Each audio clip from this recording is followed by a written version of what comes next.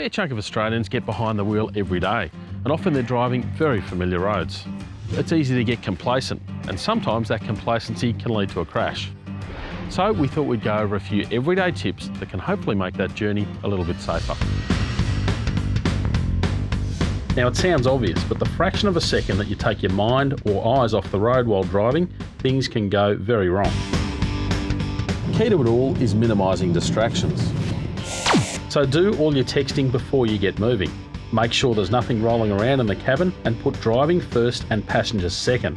That's especially important with kids, who are arguably the biggest distraction anyone can have in a car. Next is looking ahead. You don't have to spend a whole lot of time in traffic to spot a driver with their eyes trained on the bumper right in front of them. It's a recipe for prangs, because usually it's what's going on 2, 3 or more cars in front that will determine what you'll soon be doing. By looking way ahead in the traffic, your peripheral vision will still spot everything going on directly in front of you, while still giving you plenty of early warning when you need to hit the brakes. Pop your headlights on.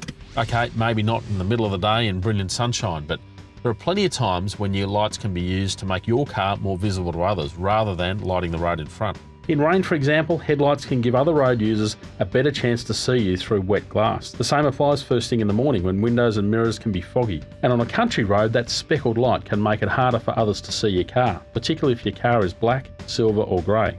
And while the sun may not be in your eyes, there's a chance it could be in those of the driver coming towards you, so your lights could be a crucial early warning signal. And if you're thinking about using your headlights, forget about the parkers. They're called parking lights for a reason.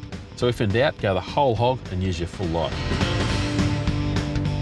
Cut out the sudden movements. Whether it's a lane change or turn, sudden movements can be a recipe for accidents because other drivers simply aren't ready for them. A better bet is to indicate, then perform whatever you're trying to do more gently.